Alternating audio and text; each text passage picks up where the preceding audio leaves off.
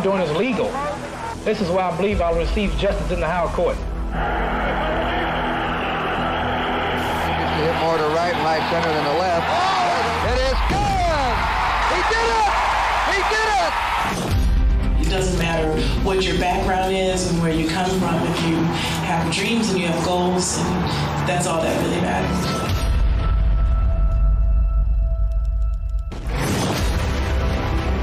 But there's only one Usain Bolt. I owe, a lot to Charlie.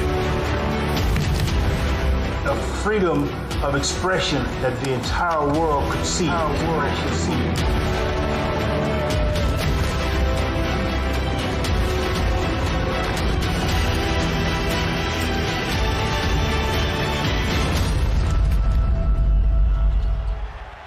When you black, it's not a movement, it's a lifestyle. This is who we are.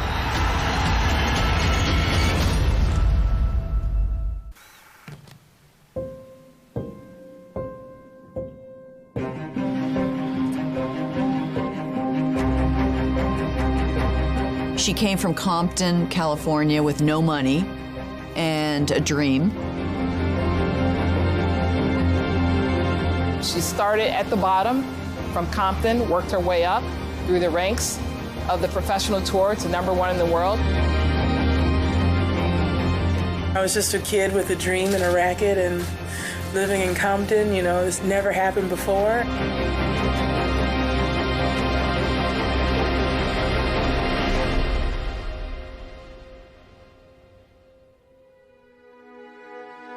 Serena Williams is the girl from Compton with a dream and a racket. The geography of her upbringing is significant, which is why so many people seem to reference it. Because Compton in the 1980s was no place for the faint-hearted. The gang capital of Los Angeles with the highest crime rate in America, it was glorified to the outside world in the rap album Straight Outta Compton. And even though that is where Serena and older sister Venus headed, straight out of Compton to a tennis academy in Florida at the age of 9, they have always worn their difficult beginning as a badge of honor.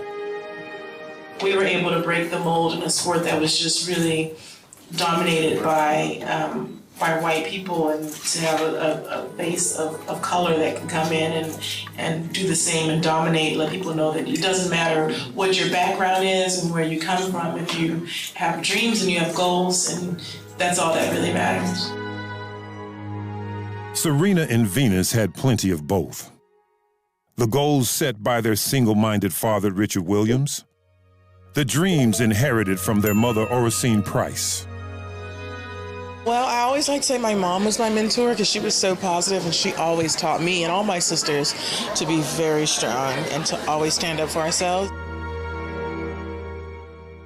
Richard stuck rackets in their hands when Venus was 4 and Serena was 3, and began planning their path to a pro career.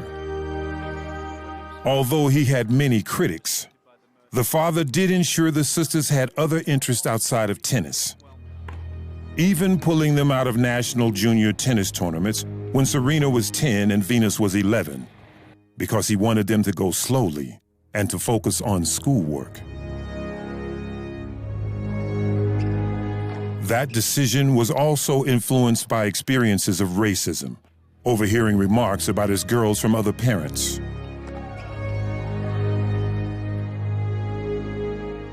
And when the sisters met in the semifinal of Wimbledon 2000, he was entitled to his father's pride. To see where we come from out of the worst ghetto, to be here at one of the finest club in the world, it's just phenomenal. Even at that early stage, the Williams girls were opening the way for others from tough backgrounds.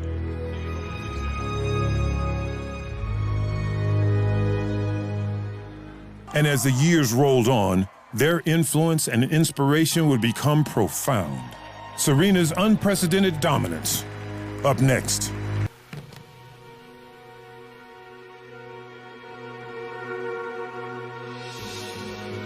When Serena Williams won the 1999 U.S. Open, a year ahead of older sister Venus.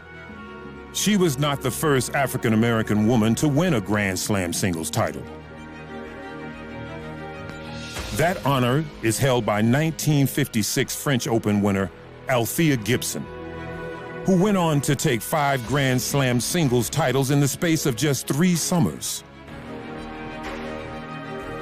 The magnitude of Gibson's performance cannot be overstated, but the gross discrimination and lack of opportunity of the era meant that the path she cleared for others would remain difficult to navigate. The next generation, headed by Zena Garrison and Lori McNeil, were just a rung or two below the top. So when Serena and Venus arrived in the age of the internet, the tennis world had seen nothing like them.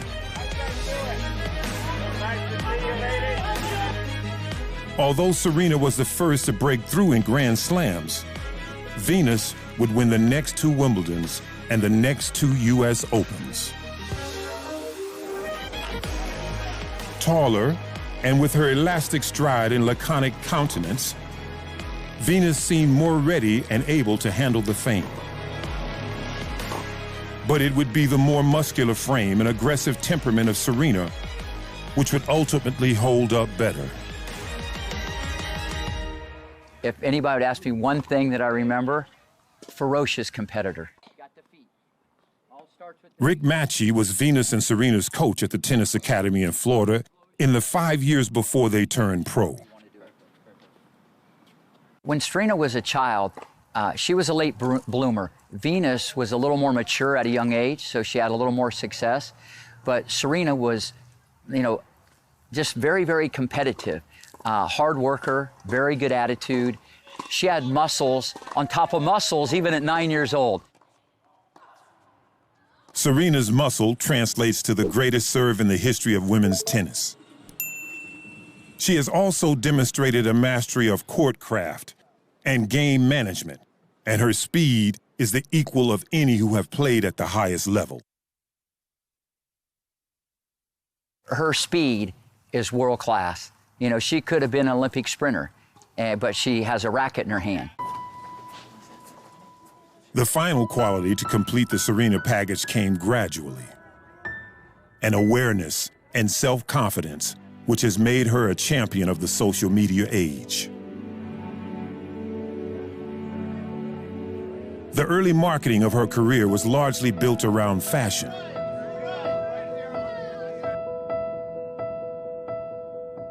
There was the 2002 U.S. Open black lycra catsuit, the 2004 U.S. Open short denim skirt with black boots she was only allowed to wear in warm-ups before removing them for matches, and the 2008 Wimbledon trench coat.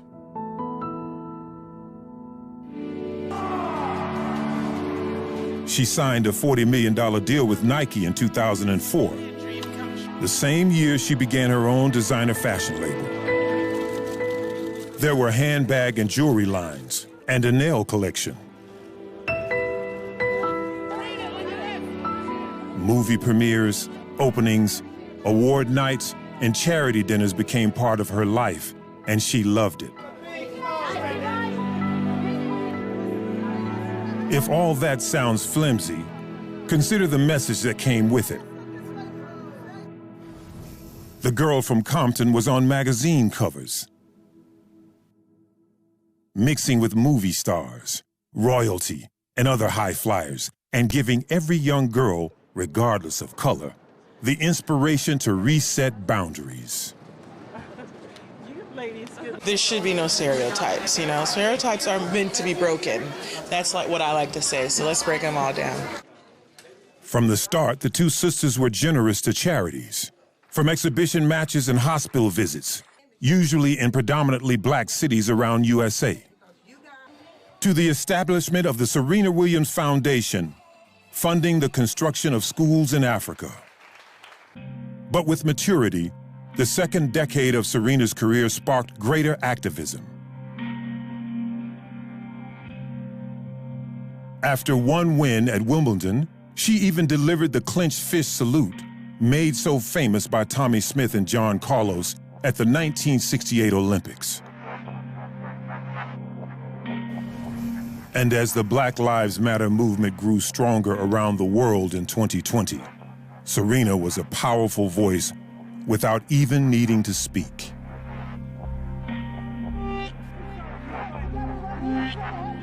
The fashion and glamour stuff was still in strong focus, of course. But more and more, the message became empowerment, regardless of race or gender. And that message gained a new dimension after Serena became a mother, giving birth in 2017 to daughter Olympia with husband and internet entrepreneur Alexis Ohanian. She referenced motherhood during her confrontation with chair umpire Carlos Ramos in the famous 2018 U.S. Open final against Naomi Osaka.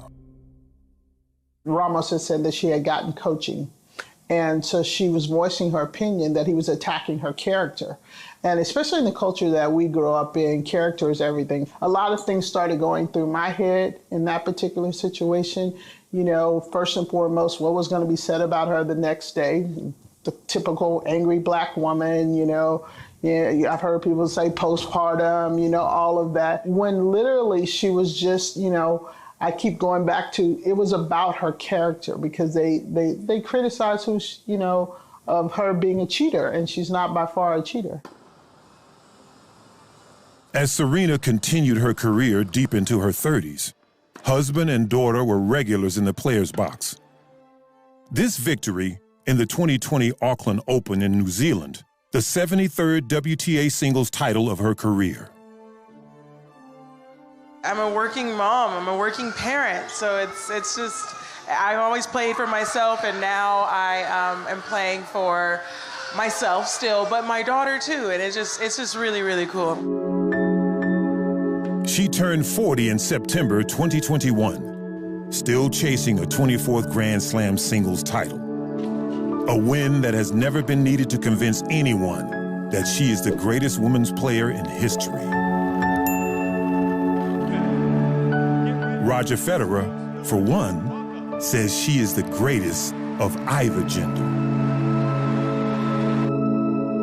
And when you consider the whole package, athlete, mother, fashionista, philanthropist, entrepreneur, activist, you would have to agree, the girl from Compton has come a long way.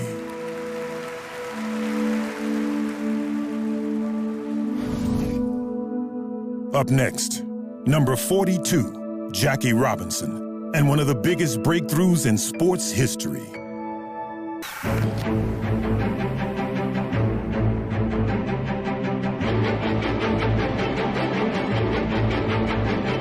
In the Dodger half of the second, Jackie Robinson leads off. With a 3-2 count, Jackie wallops a home run into the lower left field stands for the first score of the series as the Brooklyn fans go wild. Jackie's breaking of the color barrier is literally the greatest moment in the history of baseball. By accepting the challenge of being the first African American to integrate Major League Baseball, he accepted the challenge to bear insults, threats, violence, and injustice with silence. For that, he has earned the respect and admiration of all Americans. When I heard that he was picked, I said, there's no looking back. We're in. They put a crack in the door, now we're going to open it. And that's what we did. We opened it.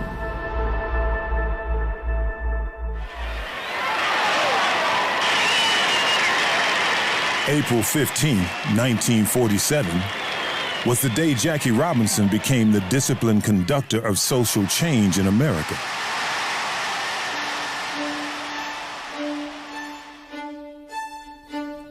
It was a role that did not come naturally, because growing up in Pasadena, in Los Angeles County, California, the young man had earned a reputation as principled but impatient whenever he saw social injustice and racism, which was often.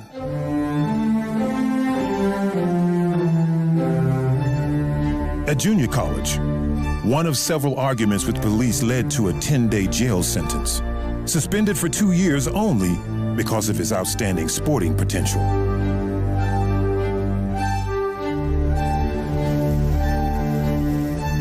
And in the U.S. Army during World War II, he faced a court-martial after refusing to move to the back of an army bus. He was eventually acquitted, but it demonstrated his determination to fight.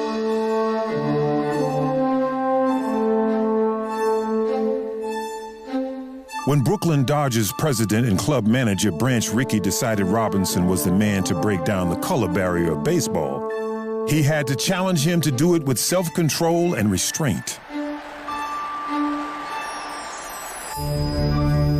"I want a ball player with guts enough not to fight back," Rickey told Robinson during his first interview. "You've got to do this job with base hits and stolen bases and fielding ground balls, Jackie. Nothing else." Even some of his own teammates were initially against his inclusion. Some opponents threatened to strike, and Phillies manager Ben Chapman yelled from the dugout, "Go back to the cotton fields." Then there were the death threats. This suspected KKK letter was one of the many sent to him. But throughout all this unimaginable bigotry and racism, Robinson remained a pillar of dignity and class. And this photograph of teammate Tommy Tatum congratulating him after his first home run remains a powerful image of integration. Robinson made his majors debut at 28, but still managed a 10-year career as a crafty hitter and exquisite stealer of bases. He won the first Rookie of the Year award, was an MVP and 6-time All-Star, and helped the Dodgers to 6 pennants and a World Series. With his speed and fitness deteriorating with the onset of diabetes, he retired at the end of the 1956 World Series. Upon retirement, he and his wife Rachel raised their 3 children in Connecticut. His commitment to civil rights grew even stronger as he progressed in business and politics, where he was an influential voice in the Republican Party before swinging support to the Democrats over civil rights. Robinson became the first black baseball analyst on television. He was the first black vice president of a major U.S. company with coffee corporation chock full of nuts, and the first chairman for the black-owned Freedom National Bank. Robinson's post-career life was not without tragedy. His eldest son, Jackie Jr., struggled with drugs, was wounded in Vietnam, and died in a car accident at 24. Just 15 months later, Jackie Robinson, almost blinded by diabetes, suffered a heart attack and died at 53. It was Nelson Mandela who said sport has the power to change the world. But more than 50 years earlier, Jackie Robinson was the embodiment of that line. Not only is his Dodgers number 42 retired, but every Major League Baseball team has retired their 42. Except for one day, every April 15th, when every player on every team wears the number in recognition of the ball player who stepped to the plate for social justice.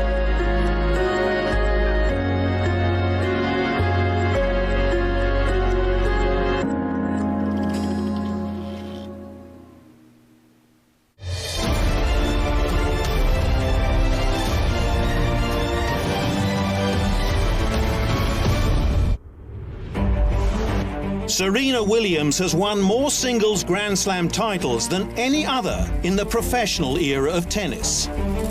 She's added 14 more in doubles as part of the most powerful sister act in sport, plus 4 Olympic gold medals. She's earned more money, broken down more barriers, and upset more linespeople and referees than any other woman in sport. Her distinctive power on the court, bold empowerment off it, and uncompromising commitment to everything she tackles have enabled Queen Serena to stand supreme among female sports stars of the first 2 decades of the 21st century.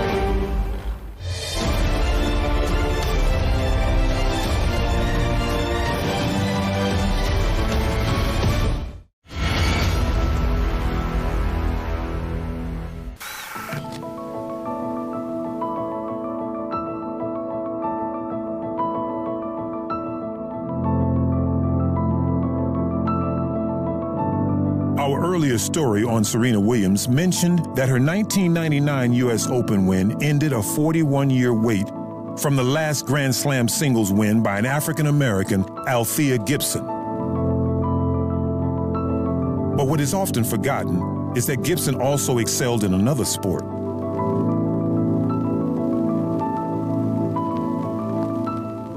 Gibson quit amateur tennis after her 5th Grand Slam win in the 1958 U.S. Open.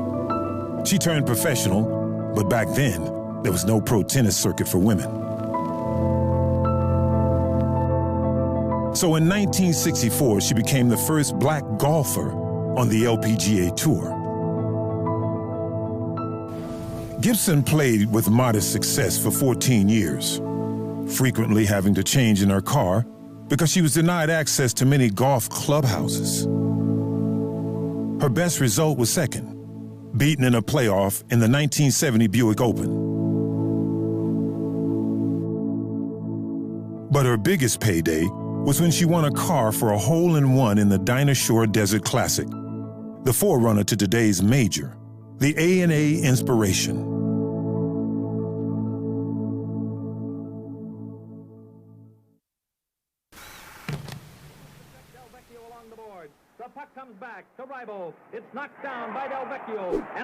Not for nothing has ice hockey been known as the white man's sport. When the NHL celebrated its 100th year of competition in 2017, it has still not been able to celebrate having 100 black players in its entire history. So it did the next best thing, celebrating the pioneer dubbed the Jackie Robinson of hockey, Willie O'Ree. Then 81, O'Ree was honored as the first black player in the NHL, debuting in 1958 and playing 45 games for the Boston Bruins. When I stepped on the ice on January the 18th and became the first black player to play in the NHL, it really didn't dawn with me until the next day when I read it in the paper.